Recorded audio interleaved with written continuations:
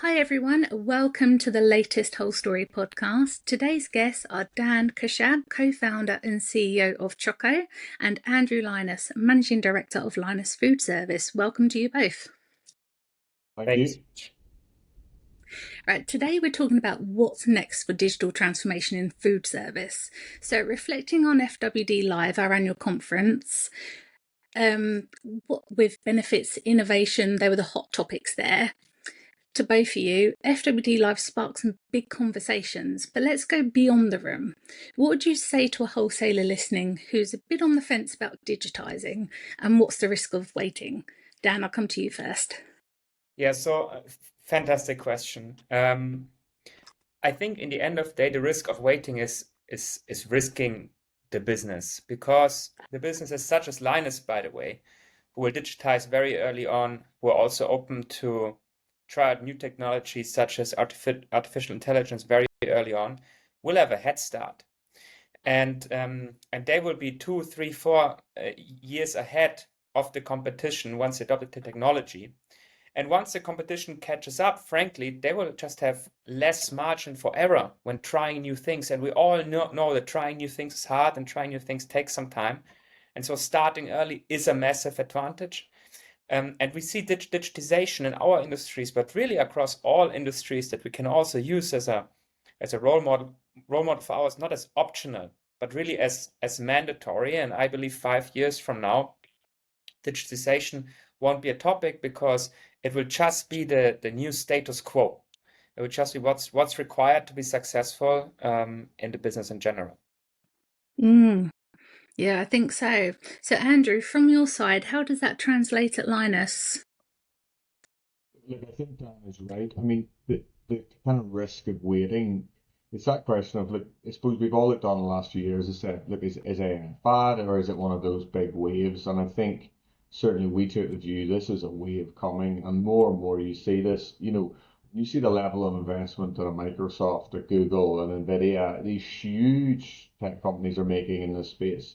You know, you kind of get a sense of, well, they can't all be wrong. And I think to Dan's point, we felt like we wanted to try and get ahead of the curve on that. But ultimately, we came back to that question of, we're doing this because of our customer. And so, how do we get speed, simplicity? How do we allow our customer to order how they want? And I think that was the real focus of that question for us. And then you talk to them and you realize the challenges they're facing. And so it's coming at both ends. I think there's this massive technological wave in the kind of wider macro environment, but in a micro environment of our customers, they're saying we need to speed things up. We need to make things simpler because we're under greater pressure than we've been for years. So I think those kind of two come together. And Dan is right as well. This is moving at such a pace that 12 months will feel like 3, 4, 5 years in other technology. Mm.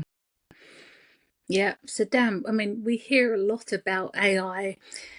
And I think the real question is, what's real and what's the hype in the food service space right now? And how is Choco using AI to impact day-to-day operations for distributors like Linus?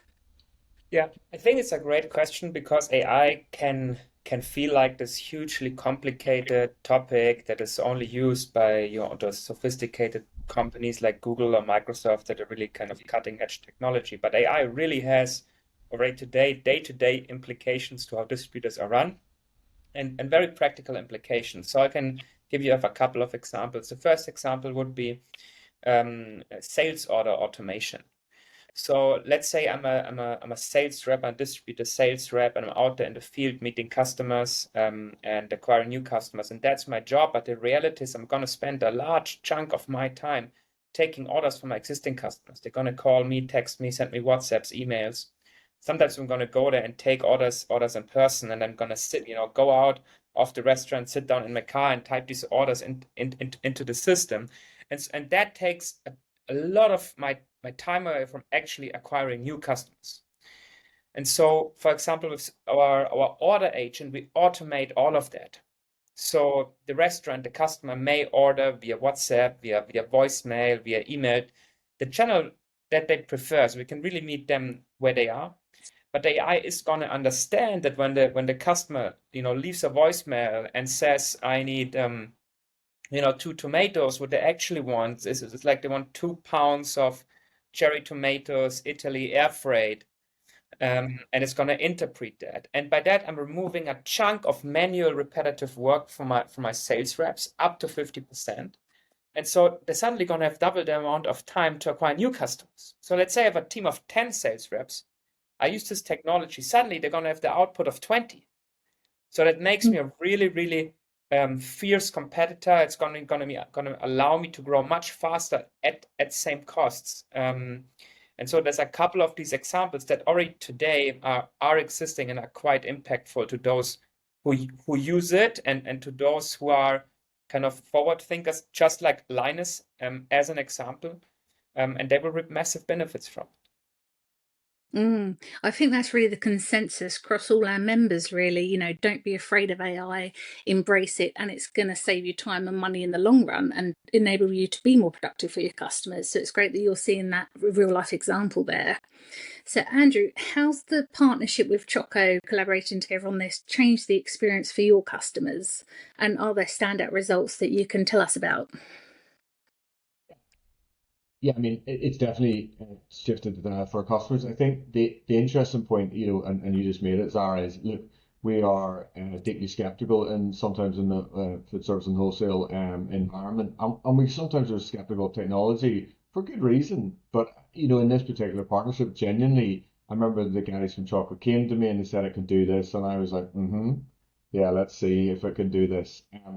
But it genuinely did, and so the time saving for customers was a big thing. So you talk about like what's the standard results. So many of our customers still use pen and paper, and then they may well go to a computer or their phone or app and place the order through it and type it in, but they're really doing the work twice. And so the ability for someone on a whiteboard, and we had these pictures, we picked the worst handwriting that was possible in any of our customers in Ireland or Scotland, and we sent pictures of it, and it just works. And I think technology that just works is great. If you pick up your phone, I was in London the last few days, I was over at Wimbledon, but we were trying to go somewhere and you just type into Google, I need to go here, and it just works. And I think what our customers have found with Choco in the app and in the system is it just works. I think that's one of those great things. And also, using technology like this democratizes things for smaller companies like ourselves versus those kind of huge global technology companies. We can move faster and further quicker, and it doesn't cost the same scale and idea. And I think it's the same for our customers. They have been hit, and I know we may well chat about this later, some of the government policies, but they've been hit massively in the last 12, 18 months in terms of costs and really, really challenging environment in UK and Ireland hospitality. They're now thinking, wow, the national wage, if you add in pension costs and national insurance, it costs now, the cheapest member of staff will cost 25p a minute. So everything that you can save money on, if that's 10, 15 minutes on a phone that you don't need to be on, wow, you just save money. And that's happening every day, and it's happening across multiple suppliers. So the opportunity for us is to say, look, you can actually consolidate your orders with us because every time you're taking that time with a fishmonger or your butcher or your fruit and veg person, whereas actually we can do that all together. And I've been out myself, Sarah, seeing customers, and there's that skepticism. And I said, I get it. I was as skeptical as you were, but this actually works. And, from chefs and caterers who've been at the game 20, 30 years to the more, younger, more modern Gen Z millennials who are like, yeah, just get this, love it, and get into it. I think they've just been surprised by how it works and how it makes their life easier. And that's the thing in this. We talk about order your way in our company, but I was like, it's a really nice slogan, but actually does it work? And I think it is that ability to say, look, if you still want to phone us, you can do that. If you want to take a picture, you can do that. If you want to use the app, you can do that. And I think it's giving that choice is so important. What I think the danger of AI is like, you have to do it this way. And that's not what our customers want. They want to be given the choice of saying, like, what works for me and my business.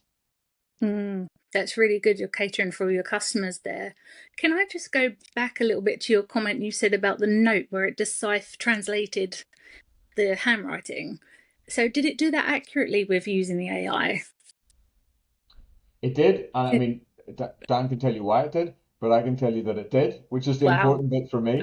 Yeah, no, it's incredible, and I think, look, because obviously it learns the history. I'm going to do a really bad job of selling the benefits of AI and Choco here, but because it's obviously got our product history, it's the ability of saying two times avo, they know, oh, it's avocado, but not only do they know it's avocado, they know, oh, Andrew always buys cases rather than inners or each. So we know it's two cases. So the accuracy level is insane. You know, we still have someone who checks that, but actually we have the ability now to kind of do like an autopilot kind of thing where we say, look, we're that confident that can go straight in. Yeah, and it does. And Zara, as you will well know, hospitality is unforgiving. I often joke we are heroes or zeros, and often we're the same thing in the same day. So if it doesn't work, it will tell you very, very quickly that this is rubbish. Mm.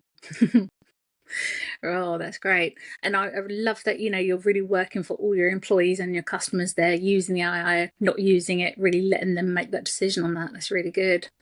So I'll stay with you a minute, Andrew. So I know you mentioned at FWD Live that change is hard but necessary, and you touched on a lot of that there. And I think it really resonated at our conference. So what prompted Lynas to invest in digital solutions with Choco? Yeah, I mean, next year we celebrate 75 years as a business. I'm the third generation of the family, but we started as a small fishmonger in a little town called Coleraine. But if we'd stayed as that business, would we exist today? Probably not. So we've had to learn to innovate, to grow, to change over those 74 years. And so I think that growth is just part of our, culture. And but culture is so important. I've used this line before in different presentations. Drucker says it famously, culture eats strategy for breakfast, and it does. So our culture was there to say, we've got to do this. We've got to invest in what's new and different. And even if I don't understand it, and I think that's sometimes the hardest thing as an owner or as a senior management team, I don't fully understand hand on, in fact, don't even close to understand how this works. But I have to accept that there's lots of things in my business I don't understand how it works. But I look and go, does this make my customer's life easier? Yes, big tick. Does this make our staff and the team's job easier? Yes, big tick. And is it cost effective? Yes, big tick. Then if those three work, I think that's the thing. And our team are looking at how do you start selling, not taking orders? The reality is the world changes constantly. Less than 20 years ago, none of us had an iPhone. Everyone's got an iPhone or a smartphone in their hand. And so we can rail against that and say, wouldn't it be great if everything was like the 1950s, or we can accept the fact that we live in 2025. And so I think that's really important. But relationships don't change. My father said this. He said, people buy from people, and he's right. And so actually, this is doubling down, in my opinion, on build your relationship as a sales rep, build your relationship if you're on the phone. But actually, how much value am I adding saying 10 boxes of chip, 10 boxes of hamburgers, 10 avocados? I'm not. But actually, how can I make your business better as a customer? How can I give you a special offer? How can I make sure that you know where your delivery is today? How do I start to integrate lots of that? And I think those are the things. But as I said, look, the technology works, and that's one of the hardest things for us. Any technology project, lots of the members will understand this, are really difficult. This was genuinely one of our easiest ones, and I hope, and Dan can say if he agrees with me or not, but I hope that Choco have probably in our partnership learned a lot from us around how we run a food service business, and so great technology insights and understanding. But I think in working together, we've been like, we've got this problem. Have you thought about it? And I think Dan and the team are like, oh, no, actually, wow, I could see how that can integrate for lots of my other customers. So I think having that open dialogue has been really important too. Mm. Have you found that, Dan? Yeah, absolutely. I mean, in the end of the day, it's easy to build technology. It's hard to build technology. It's actually helpful. And so to understand our customers very well and with our kind of very valued customers that we have very strategic partnerships with, we aim to have very long-term partnerships with. We want to learn from them, and we take every feedback to heart, and we try to adapt the product as fast Mm. as possible to their needs. And I mean, I think Andrew said it before, and I think it's so well said. It's also about democratizing this cutting edge technology and giving access to these technologies to companies that can't spend hundreds of millions developing it. And I think that is so powerful. And if we learn from all of our customers, if we continue learning from Linus, then I think that is ultimately going to benefit everyone. in Mm. particular in competition with the larger players that actually may afford to build their own technology. And so learning from Lynas, learning from our competitors is a very, very key component of what we do. Yeah, and I guess it all moves forward so quickly, doesn't it, with AI and technology? And then, you need to make it accessible for everyone as well. So that's quite a bit of a challenge for you guys. So, I mean, you process millions of transactions across markets, but you're not just sitting on the data.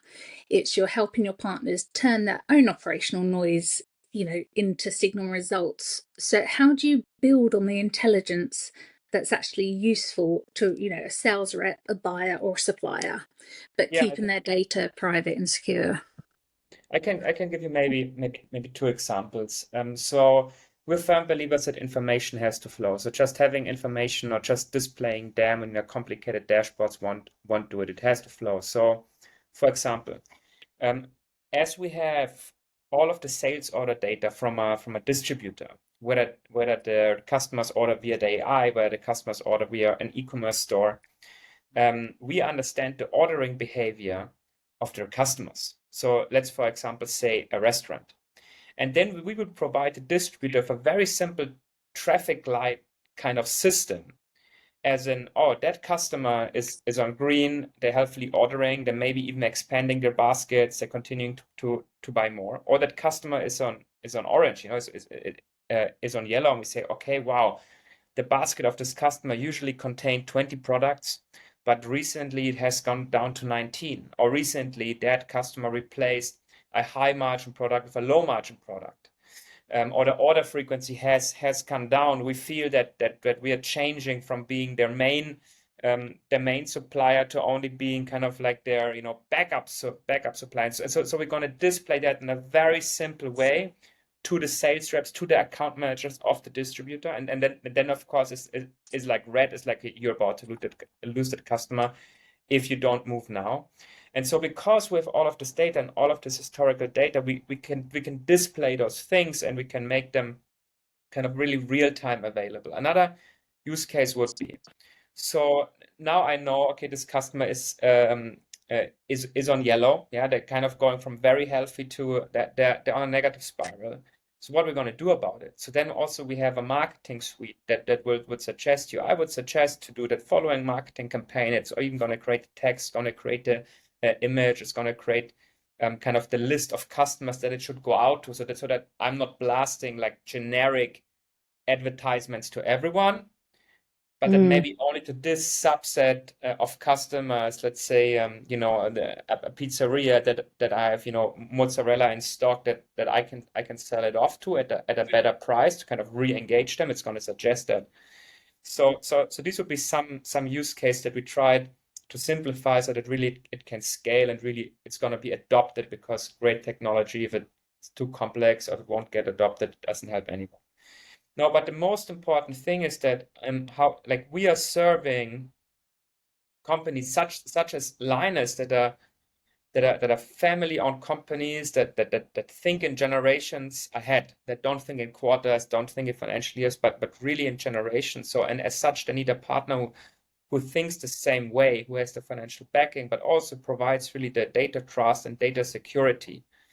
And this is a very core component of what we do. While we're democratizing access to technology, we certainly want to keep all of the data secure and private to each of the distributors, and kind of never exchange them. So every distributor benefits from their own data to the extent that Mm. they're using it, but it won't benefit from the data of others. Okay. Yeah, that makes sense. And I mean, you two are a great example of a partnership working, really well there. So, and I know, Andrew, you touched on this earlier about, government issues and other challenges, though. We're seeing a lot for distributors. They're facing, inflation, rising national insurance, and they have to offer higher wages. And the last autumn budget was pushing wholesalers to delay in some tech investment, which, is, I suppose, going to happen, isn't it? So it's forcing some trade-offs. So what would you say to wholesalers, Dan, who would say we just can't afford to invest in this tech right now? I think mostly that these companies really can't afford to not invest in this technology. It's really the standard course of doing business. I mean, tech may seem very abstract, but for example, if I'm having a very old fleet of trucks and they're consuming a lot of fuel and the refrigeration capacities might not be great, they don't have enough cooling zones and cannot provide a great product to our customers, then it seems more obvious that I will need to upgrade in order to stay alive, in order to keep growing, in order to be prosperous and company. But really the same holds for technology just as much, because the customer won't stop digitizing. The customer in their private lives is using cutting edge technology. They're using WhatsApp and they're using Instagram and they're using Netflix and they're using Amazon, and they're expecting this kind of digital first experience also in the business world, from the distributors. And so I think it's really the key to a thriving distributors to invest, and I think it can't really afford to not invest. And I think invest is also the most important point when looking at digitization. We should not think about it as a cost. We should think about it as an investment, and we should judge it as such, as a return on investment rather than an additional cost. And we think that's critical. Absolutely. And I guess it's the same for, what you touched upon there with more economical vehicles and going into, net zero targets and things like that. It's everything, everybody has to be doing it. So, The reality of what you say is right. The budget was very difficult, so everyone was looking at costs. But Dan is also right. We don't stop investing in trucks, because we need them as part of our business, and I think you have to see digital and AI as part of your business, and he's right, you have to get the return on investment. But I do think this point around working with partners around this kind of democratization, and I'll call it personalization. People now have a standard of, I go to Amazon and I have one click, or I go to these different things, and that's their automatic standard for how a website or how an app should work. So I think you have to choose the right, technology. I think saying in your head, oh, I'll just pick run-of-the-mill one, or good technology, I don't think that's not enough. And so I think the whole thing of staying competitive, and trying to keep growing, is you've got to go after the right um, type of technology. And I suppose when we looked at our partnership with Choco, that was one of the things. I often think in this world, it's how do you blend technology alongside the relationships. So we want our salespeople building relationships with our customers, our restaurateurs, our chefs, whoever they are. That will be key, because whilst a lot of customers will say price is my number one driver, it's not always. And so often it's delivery time, it's ease of use of your website or the app, or it's, can you sell me the basket of goods? So it's understanding that and taking time. But technology, like a 18-ton truck or whatever, or having a fridge and a freezer and all those things, they're just non-negotiables. And I think we have to see technology as a non-negotiable, not a nice to have, not a, oh, that's a fancy tool, or whatever it is. Slightly tongue in cheek, but my father years ago had a particular view of HR, which obviously wasn't that friendly. He's, oh, they're the complaints department. He was totally wrong, because it's that sense of saying, you need HR because you're trying to build people strategies. Well, you need technology partners because you're trying to understand and build technology to make you resilient, but to personalize things. I mean, what Dan talked about, the potential for me as a coffee shop owner in Ayr in Glasgow or Scotland to log on and see coffee shop offers that are bespoke to me. I often laugh that the Amazon account for my family must think I love Ninjago Lego. It's because my son loves Ninjago Lego, but it has this unbelievable wealth of knowledge and data about me. But as Dan says, it's turned the data into information. So I think that's the important bit in this. Does what you have in your technology suite actually turn it into relevant information, like a simple traffic light system, or like something that I can take and utilize and act on today? It's a kind of classic KISS analogy, isn't it? Keep it simple, stupid. We're a big believer in that. Yeah, I love your Amazon and Lego analogy there. I know it's the same with YouTube for my husband. If my kid gets the playlist, it disrupts him, and then his feed is full of all sorts of stuff that he does not no interest in whatsoever. So it's clever tech, but yeah, once you're logged in, it knows you. I suppose that's the right way. So we're coming up to the close. I won't keep you too much longer, but more quickfire questions, really. If the government came to you and said, "What's the one thing we can do to better support food distributors here in the UK?" what would you say to them? I'll come to you first, Andrew. The 12.5%. I live on an island. The Republic of Ireland, it's 13.5 actually, but it's going to 9.5. Sorry, it's 13%, it's going to 9.5%. So the competitive difference on this island, but we see it in terms of customer demand. They've also done corporation tax, which would be my number two. But number one is reduce the VAT, get more people out eating and drinking. We saw even during COVID that the tax take actually goes up in that scenario. And so we are crippling people with those costs. When I go to other parts of Europe and I see a much lower VAT rate, you see a much more vibrant hospitality industry. Genuinely, Zara, this is one of the least business friendly, certainly hospitality friendly governments I've ever seen. And I think they need to think about the vibrancy of an economy. We talk about delivering moments. Some of your best moments in your life are when food and drink are involved. We use the word crack in Ireland, very different analogy, it's CRIAC. But great fun and having just laughs. That's what hospitality brings to economies. So let's be sensible and reduce that rate. Oh, I love that. And what do you think, Dan? Yeah, so I want to second what Andrew said. I think the government must not forget that really the food security, and I think Ireland is actually a great example because it's an island, and its food security is really in the hands of family-owned and run businesses. And if they would all go on holiday for the next 2 weeks, that would be a critical issue for the island. And as such, the government must support these businesses. It must reduce bureaucracy. And also for the customers of the distributor. So speaking about restaurants and such, today when I walk, when there's a restaurant on the road and I pass by, the first thing I see is we're looking for employees.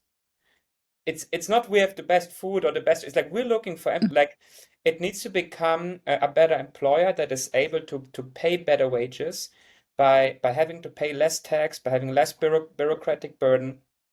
And so we need to get more people into this fantastic sector that is not only important for food security, but also really important for local culture. I think, as Andrew said, I totally agree, and I think that should be the focus. I think we're really going to notice that now as we walk about by cafes and restaurants in our day to day, aren't we? As we go a long way from here. So, if we were to record this podcast again in 5 years' time, what would we be surprised to realise we were still doing manually today here in 2025? Who wants to go first? That's the technology one. You should know the answer to this. So maybe a buddy of mine here in Berlin who runs a pizza shop, and we had him in the office at our annual event, and he were doing a fireside chat, and he told us an anecdote, and he was like, I'm having a weekly cards game with my other buddies who also run restaurants, and they're still phoning in the orders. They're not using an app, like an e-commerce app or like the Choco app. And he was just telling us wait, you're still phoning in orders like 1950? And so and I think this trend is only going to continue. We don't know how fast it will be digitized, but we know it will be digitized eventually. It's a one directional trend, and I think basically everything that is repetitive, everything that we do manually today in 5 years from now will be easily automatable, and I think our people will be double as productive. Our sales reps will be able to spend much more time actively building relationships with the customer as opposed to doing manual work. But it will extend to other parts of the business. It will be how do we run our warehouses? How efficient are they? How much paper do we need to print? It will be how do we do purchasing? How do we do our truck routing? So all of that will likely come from one central system, which will allow us to be much more efficient. Yeah, some really great insights there. We are just out of time, but thank you both so much for joining us, and thank you for listening to the latest WholeStory podcast. We'll see you again soon. Thank you, Sarah.